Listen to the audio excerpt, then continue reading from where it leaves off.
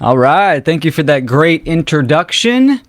Funnel 4, it's great to have another presentation, and I'm excited to deliver this one. Like many presenters in this conference, it's hard to get everything down to 1 hour, so I always do an extended presentation. So there definitely will be one on this coming out probably in a week or two. But in the meantime, I've taken segments from this presentation titled Symbiosis, the Rhythm of Life. And we will get into it. So I'll start off with a caveat with my motto, simplify the profound, because simplicity is divinity. So in a world saturated with complex ideas and false concepts, there exists a unique skill, the art of simplifying the profound. My passion and expertise lie in unraveling the intricate tapestry of metaphysical and philosophical topics, transforming them into accessible and easily understandable content that gives someone clarity on what is actually happening in the world by understanding nature. So that's Victor Schauberger right there on the quote, and he's got a fantastic quote: understand nature, then copy nature. Right? What an impeccable concept. And we're going to dive into this a little bit and explore what that means. So the title of my presentation is Symbiosis. So of course, like always, I'm going to define my terms and talk about my position. So what is symbiosis? We hear this term kind of in the biosphere and ecological categories. So the word itself comes from the Greek symbiosis, meaning a living together, and syn, together, plus bios, which is life, right? From the Proto-Indo-European language, to live. So we put them together. Symbiosis is the interconnectedness and mutual dependence between different organisms or species. It encompasses various types of relationships, including mutualism, where both parties benefit in the system; commensalism, where one benefits while the other remains unaffected; and then parasitism, right, where one benefits at the expense of the other. So symbiosis highlights the fundamental role of cooperation and interdependence in shaping ecosystems and sustaining life on Earth. So when we think about symbiosis, right, what I'm referring to is the whole system of the planet, all the species, and all the interconnected systems, the subsystems that go in there, right? We're living on this planet. We're all interconnected. So we talk about the human condition and how the individual, the collective is comprised of the individual units. That just doesn't, explain just for human beings. That's the whole system: animals, plant, mineral, etc., etc. So we're all influencing each other on certain levels. So let's talk about, I'm going to focus on symbiosis and then parasitism. Let's talk about what parasitism is. From the Greek parasitos, meaning one who lives at another's expense. Break the word apart. The first part, para, which means beside or next to, and then sitos, which is food. So a parasite is an entity that feeds off a host, extracting resources, energy, or life force without giving anything of value in return. It thrives at the expense of its host, creating an imbalance that weakens, enslaves, or eventually destroys what sustains it. Parasites exist in many forms. There's biological, mental, societal, and energetic. which, they're all connected. But they all share the common trait of taking without reciprocity, or taking without consent, right? There's a violation there. So I'm going to focus on some of these categories. Of course, mainly the societal and the mental. Of course, most people are familiar with biological parasites living in a toxic environment. It's actually, parasites are a natural part of the world. The question is it in an imbalance? Is it out of control? Is it weakening the system that is there? So certain biological parasites would be like fleas, ticks, even some fungus, right? But fungus isn't true parasitical because it does add benefits as a decomposer in nature itself. So, and of course, for human beings, digestive worms and that kind of stuff, and for animals. But we're going to kind of, transfer on why this is important, right? Why understanding symbiosis versus the parasitical systems is crucial for your life. It's important and crucial because your survival, freedom, and evolution depend on it.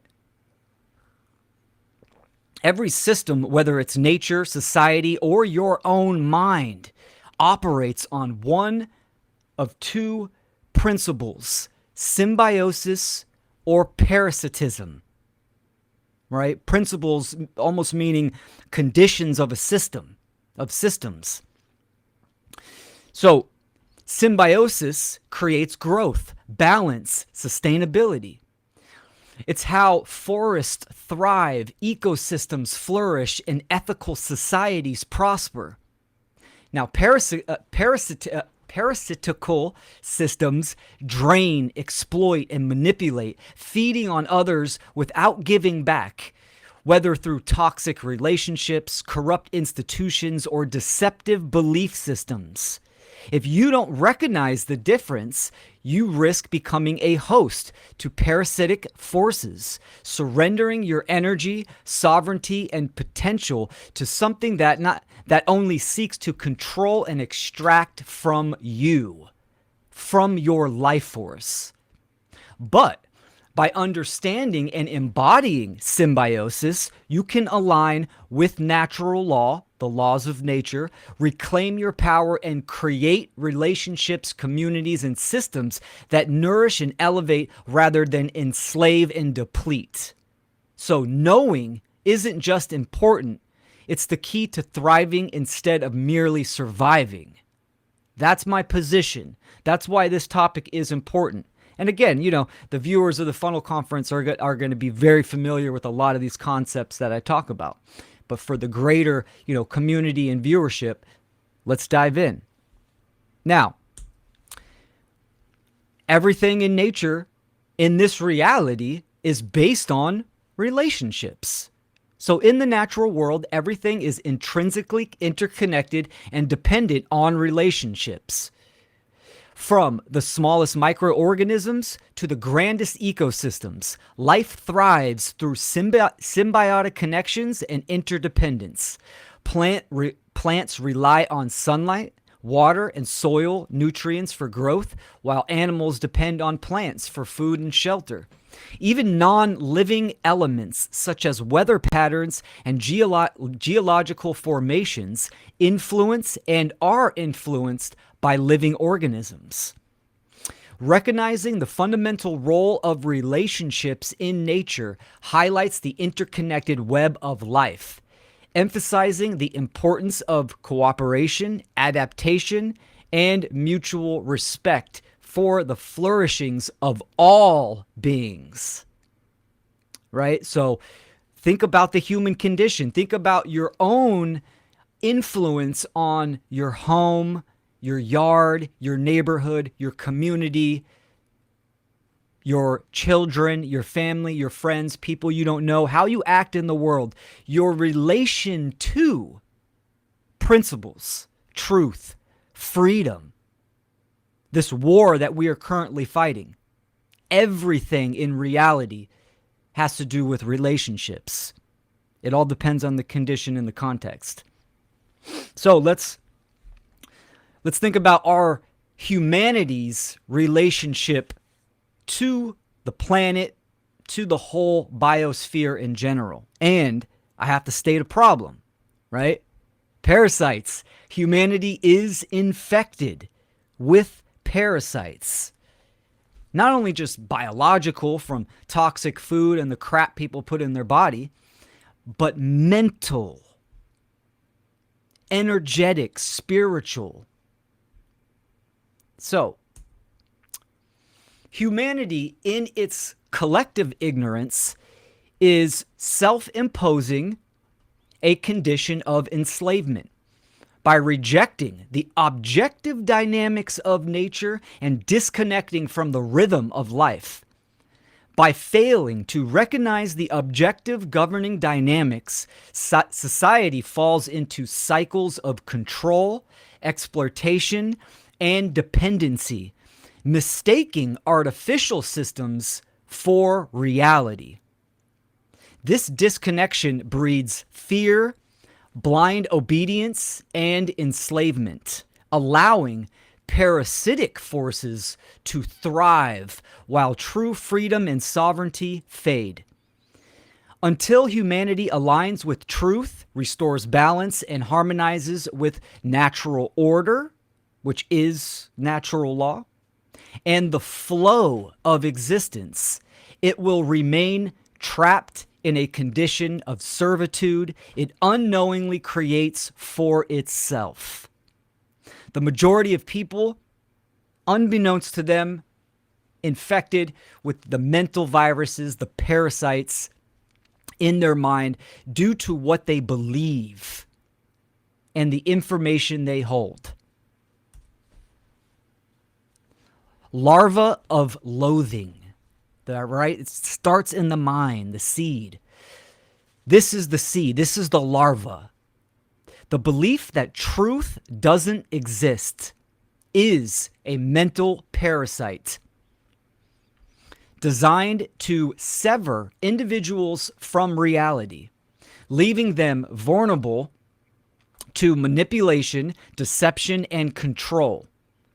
If truth is denied or ignored, then nothing can be objectively known, and morality, freedom, and justice become meaningless illusions.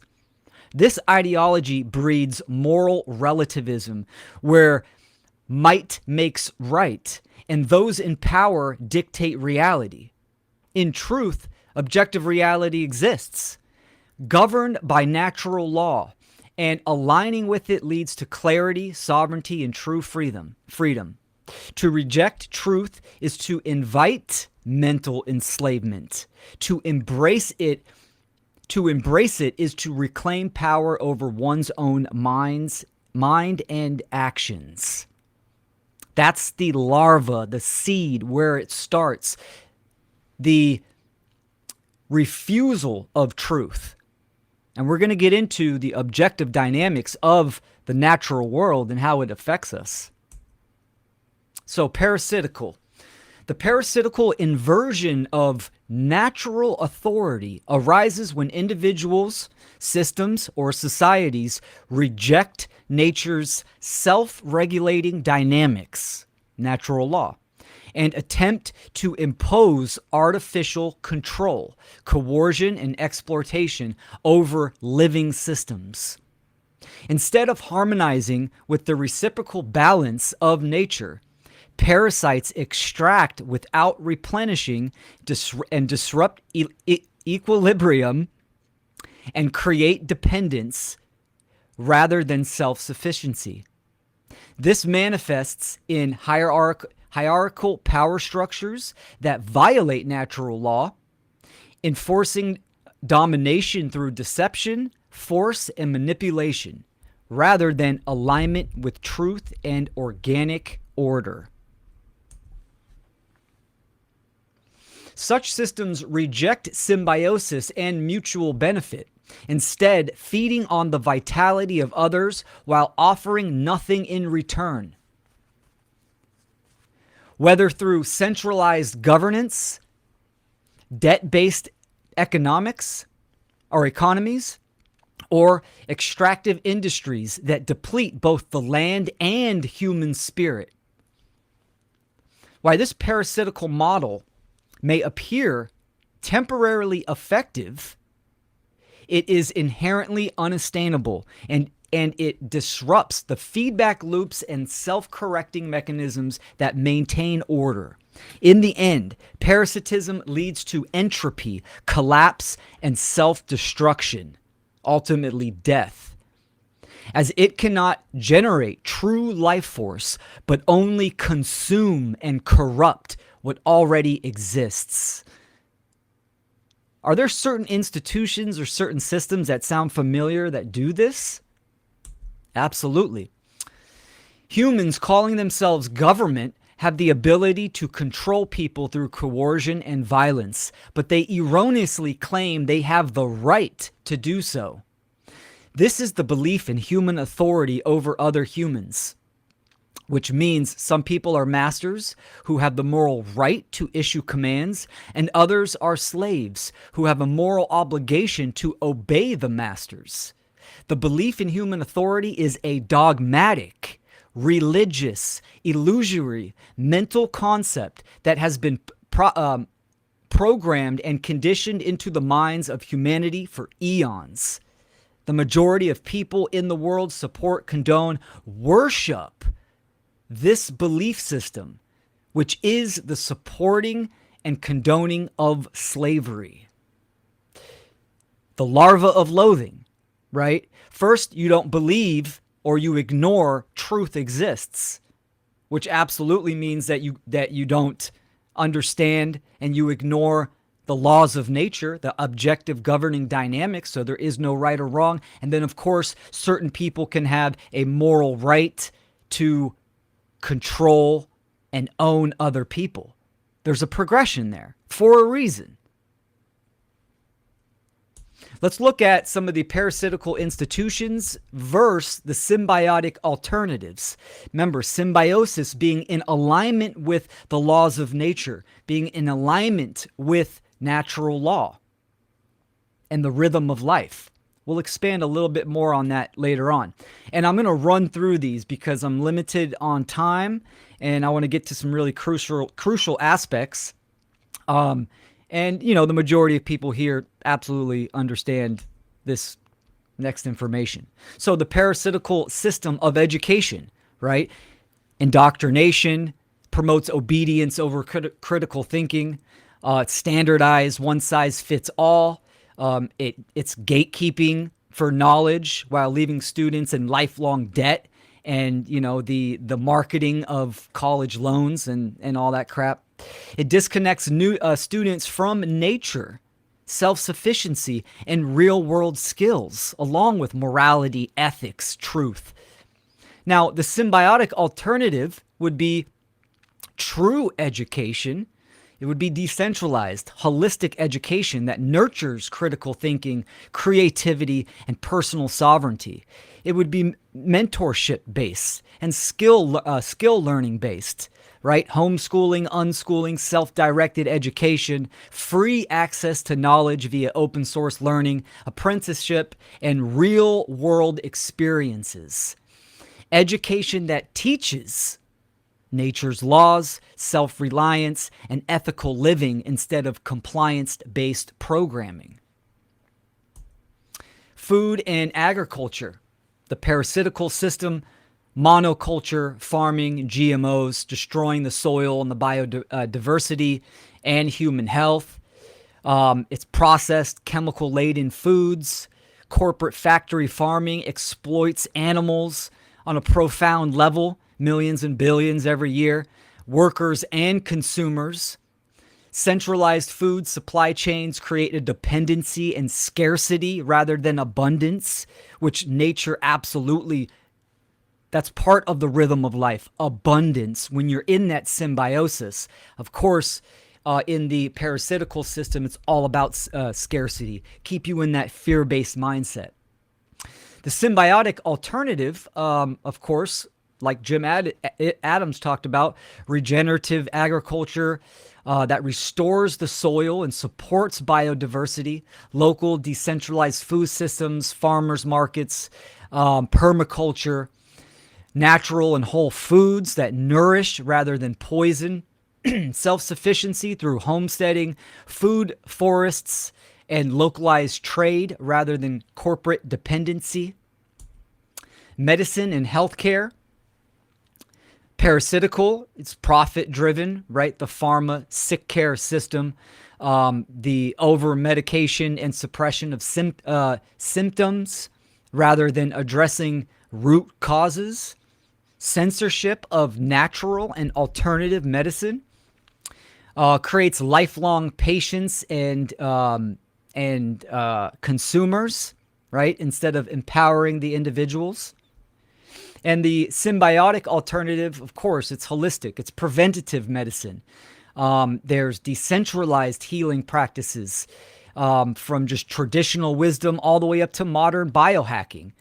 Even alternative forms that are like hydrogen therapy, one that I'm a huge proponent on, fasting, movement, breath work, mineral knowledge and education of fulvic and humic, and regenerative health modalities, right? So it's empowering individuals with true health education instead of medical dependency. You see this common thread, right? You see with the parasitical system, it's all about dependency, being dependent on the system, which it's the parasite. It's feeding off of you. You are the host. It is extracting your life force energy, your time, your attention, your focus, your care. And it's the complete opposite in a symbiotic, ethical, moral system. Financial system and economy. Of course, the parasitical system, it's all debt-based monetary fiat currency that enslaves people through interest, inflation, and taxation theft. Central banks and fiat currency control wealth while devouring labor. Consumerism, wage salary, and making people trade time for survival. Excuse me. Exploits artificial scarcity rather than fostering true prosperity. And the symbiotic alternative, Bitcoin, decentralized currencies, barters, precious metals, local currencies, value-based exchange systems that honor time, skills, and mutual benefit. Self-sufficient communities and resource-based economies rather than centralized control. Financial sovereignty through entrepreneurship and voluntary trade, right? The real currency is our own life force energy, our time and our attention. The true mon-I, right? The knowledge that we can espouse and we can apply, which is wisdom. And then, of course, government and social relations. Parasitical obviously rules through coercion, taxation, and violence rather than voluntary cooperation. Power structures, making man's law benefiting the parasitic class while restricting freedom. Violates natural moral law by forcing compliance rather than encouraging ethical moral action. War, surveillance, authoritarianism disguised as protection and serving the people, right? Symbiotic alternatives, of course, decentralized self-governance and voluntary cooperation based in natural law. Self-governing communities where individuals take responsibility and accountability for their own actions. Conflict resolution through mutual agreements rather than imposed legal systems. Freedom-based societies where rights are respected rather than dictated. And the last one, energy and technology. Parasitical system, of course, fossil fuels, really the oil lifeblood of the planet, monopolies destroying the ecosystem and keeping people dependent, operations like fracking. Big tech surveillance and censorship suppress free speech and manipulate perception, which is a big one, controlling the availability of information. And planned obsolescence, which forces constant consumption instead of long-term sustainability. And then corporate AI and automation, which AI being used as a weapon. And then symbiotic, free energy and decentralized technology, solar, hydrogen, Tesla-inspired energy, open source AI and decentralized communication, sustainable technology designed to last rather than force endless consumption, and tech that enhances human capabilities and connection with the planet itself and the beings that also co-inhabit along with human beings.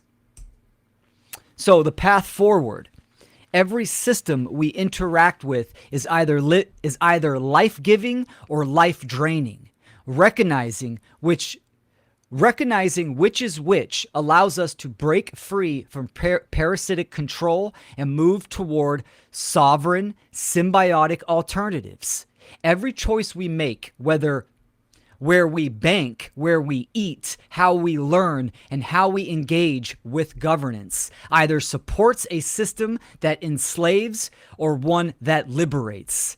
So the path forward is clear. Reject dependency on the parasitical systems and reclaim personal responsibility, and build symbiotic systems that honor truth, freedom, and natural law. The power is in our hands. It is in your hands, right? All those symbiotic alternatives and systems sound great. They sound lovely, right? They're all for nothing if we don't do one thing. Mind perceives manifestation. Before we can establish symbiotic systems, we must recognize that the mind perceives manifestation. The external world is a reflection of the collective consciousness that creates it. A corrupt mind will always build corrupt systems, just as a mind aligned with truth and natural moral law will create structures that uphold freedom, balance, and symbiosis. If we attempt to replace parasitical institutions without first eliminating the mental parasites, false beliefs, moral relativism, and conditioned obedience, we will only rebuild new versions of the same enslaving systems.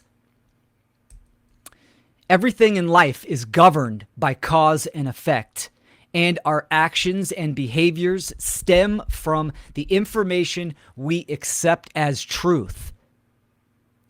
Without understanding objective morality, we remain trapped in cycles of exploitation, believing we can achieve justice and prosperity through control, force, and artificial solutions.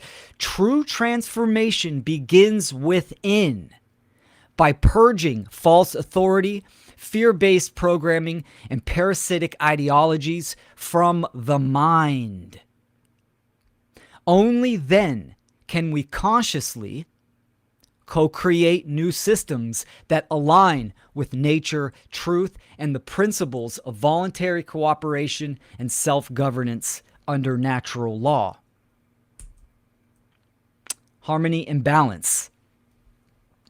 Now, when I use the terms objective and subjective, this is probably one of the biggest dividing factors that I see people in, right? And again, the ego hates objective truth, hates it. So let's talk about this real quick and to kind of set the foundation. Let's set the standard, right? Objective means it's inherent to reality. Nature, it's universal to all. It's immutable. Applies to all humans. It's consistent, regardless of perception, beliefs, personal opinions, feelings, time, or place. Subjective is based upon perception, beliefs, and opinions. It's relative to each individual, time and location. It varies upon interpretation. Now, when we talk about reality, of course, there are both aspects. We all live in an objective reality. Natural law is the governing dynamics that are objective. The sun comes up every morning, objectively. It sets every evening, objectively, right? We are living in an objective reality, but our subjective experience, that is subjectivity, the way our worldview and how we perceive the world. And of course, that's heavily influenced by the information that we take in. That's why it's important to have correct information. Apply the trivium method of truth discovery. So, aligning with truth, we exist in an objective reality, a world governed by natural laws, immutable dynamics, and inherent functions that operate independently of human opinion or belief. Gravity, thermodynamics, cause and effect, and the principles of life and death are not subject to interpretation.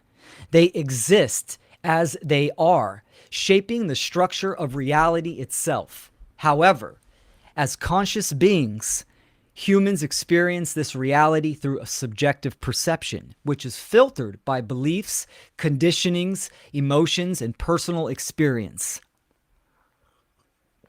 While perception is flexible and can shift, reality remains constant. It remains constant. So the objective natural law, the objective dynamics that apply to us all, that is true natural authority. Natural authority arises from the inherent self-regulating, self-organizing principles of nature, which govern all living systems without coercion or artificial imposition. Unlike human-made authority, which relies on hierarchical enforcement, violence, and immorality, nature's authority is based on cause and effect, reciprocity, and the immutable laws of balance and harmony. The governing dynamics of nature, such as symbiosis, feedback loops, homeostasis, and fractal organization, demonstrates an intrinsic intelligence that maintains stability and order across all levels of existence, from ecosystems to the human body. Natural law is real natural order. It works perfectly. It's the only thing that is perfection. Our choices we are absolutely going to reap the effect of that, the consequences. This authority is not something that can be legislated or manipulated without consequence. Rather, it is a force that simply is. Rewarding alignment with its principles and correcting deviations through natural consequences.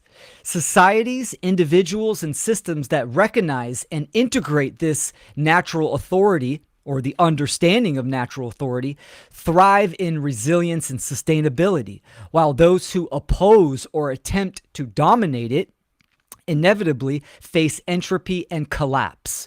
Thus, true wisdom is not found in attempting to control nature, but in understanding and harmonizing with its governing dynamics to foster order, prosperity, and evolutionary growth.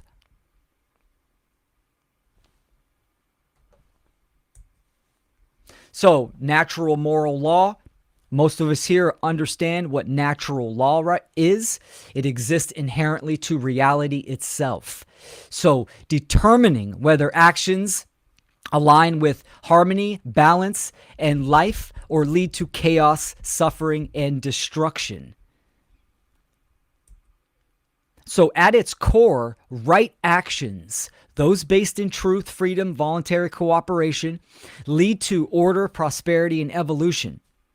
Wrong actions, rooted in coercion, deception, and harm, result in entropy, enslavement, and degradation, right? This is the law of freedom.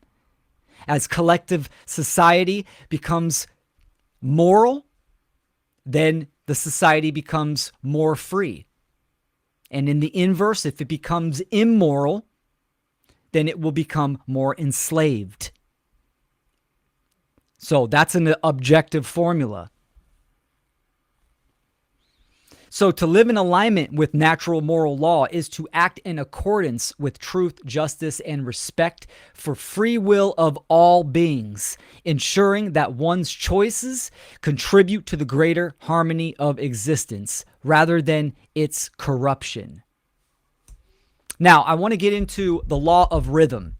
And again, I'm going to kind of go through some of these aspects. There's subcategories to these principles of natural law, also known as the Hermetic principles, right? It's not just those 7. There's more, of course, and there's even subcategories.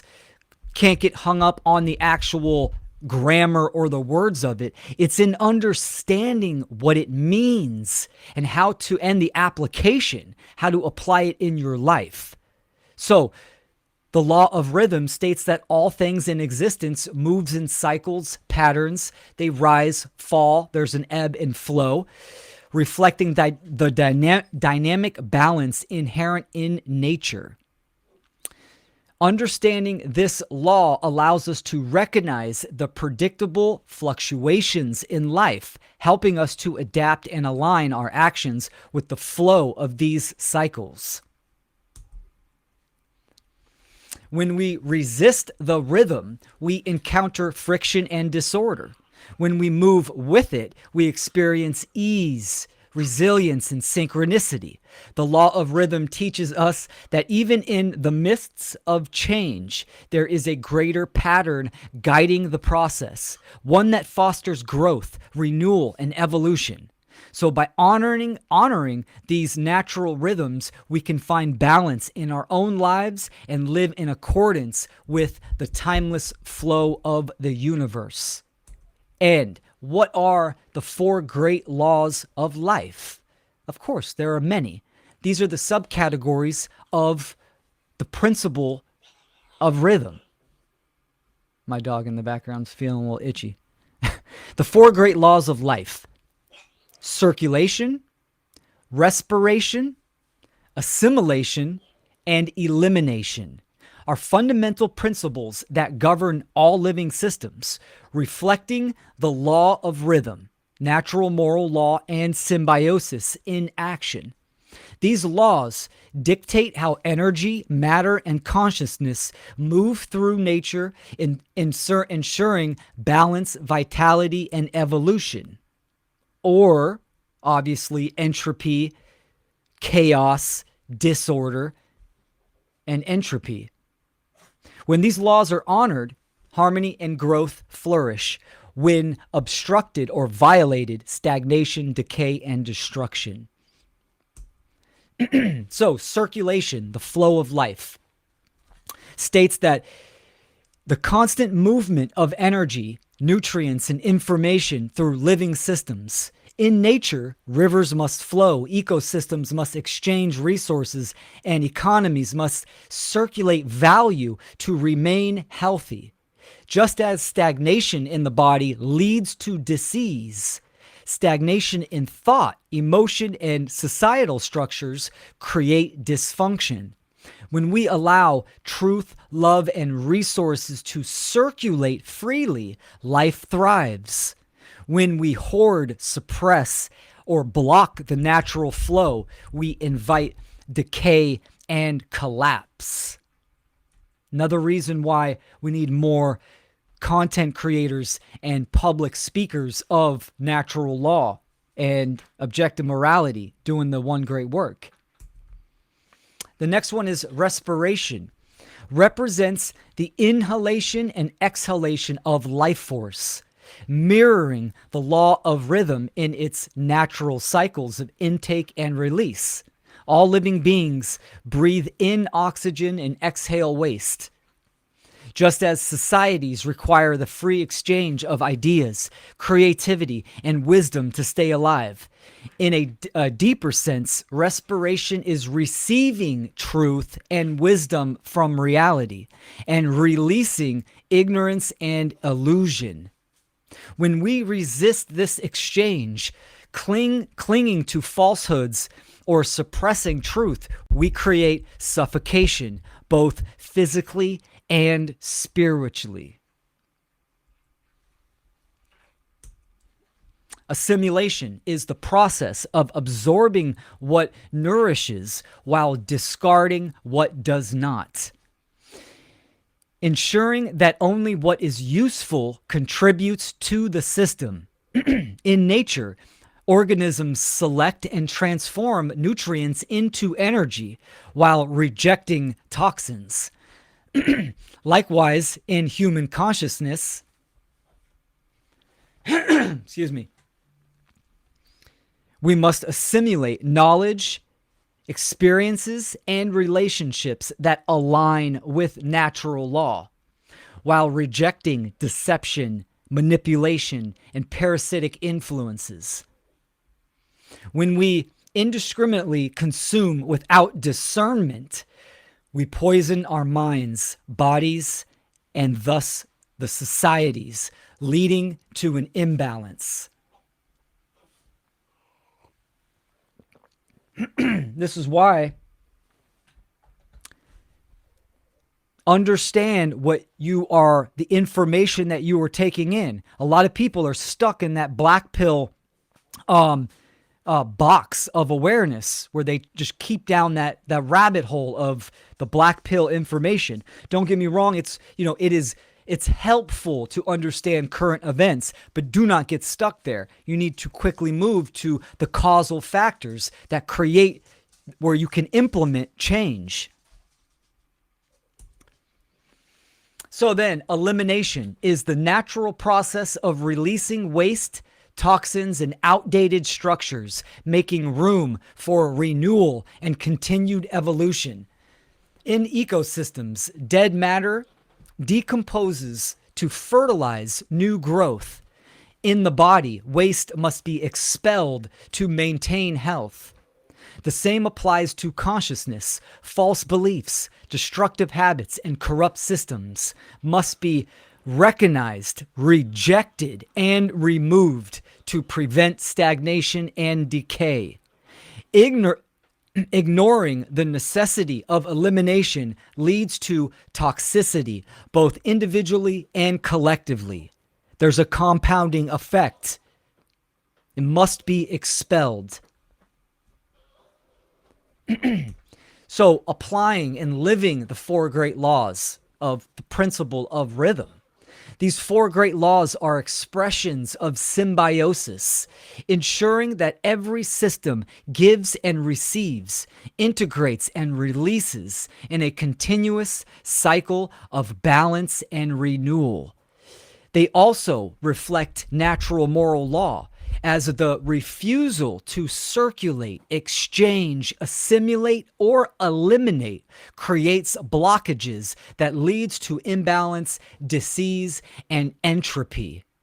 Those who align with these governing dynamics flow with the rhythms of life, experiencing health, wisdom, and true individual sovereignty.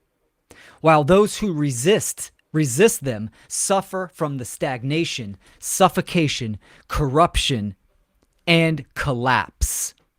To understand, honor, and apply these laws is to walk the path of harmony, growth, and mastery, ensuring that we move in accordance with the fundamental truths of existence rather than against them. Natural law, right? And of course, opposing natural law inevitably leads to collapse and death, right? But there's always going to be those parasites. And even in a societal collapse, if individuals still aren't doing the work or applying these for great laws, right, then the parasite will attach and will feed, right, and then eventually will take the host down. So our care to action, which is the theme of this conference, right? Care to action is about recognizing that what humans truly care about is where they direct their energy, and that energy will inevitably manifest in reality. Our actions are the tangible expressions of our deepest values, and what we choose to care about shapes the world around us.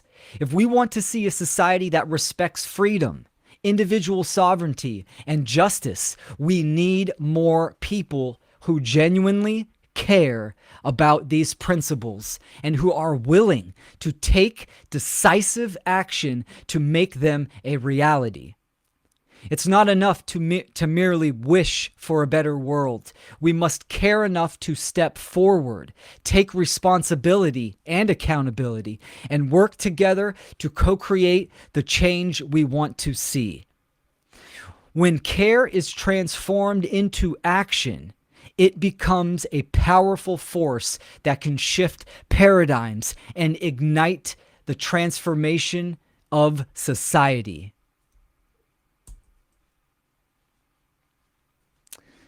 Freedom under natural law. Humanity is at a pivotal moment. We are facing a choice between remaining trapped in these parasitic systems of control or rising to embrace true freedom under natural law, symbiosis. The rise of humanity is not about the accumulation of power or resources, but the awakening of individual consciousness to the laws that govern life. Freedom under natural law means living in harmony with the intrinsic principles of right and wrong, recognizing that every action has consequences and that true justice comes from alignment with these universal laws. The rhythm of life is an external dance of balance, reciprocity, and dynamic flow, where every action ripples through the web of existence. Just as nature moves in cycles, day and night, the seasons, birth and decay, so does human evolution depend on aligning with this sacred pulse. To move in harmony with life is to recognize that moral right action is not a subjective construct, but an objective principle rooted in the governing dynamics of nature, of objective reality. Actions that respect free will, uphold truth, and foster symbiosis create expansion, growth, and evolution, while those that violate these principles lead to stagnation, decay, and collapse. True progress is not found in forceful domination of life's rhythms, but in learning to flow with them, adapting to their wisdom and embodying their lessons. Just as a river carves its way through stone, not through resistance, but through patience, persistence, vigilance, so too does conscious evolution emerge through integrity, wisdom, and the alignment with natural order. In this way, balance is not passivity, but mastery, where the individual becomes an active participant in the ever-unfolding symphony of creation. Just as we've seen Conrad and Leslie talk about music and the symphony of creation and the rhythm of life, right?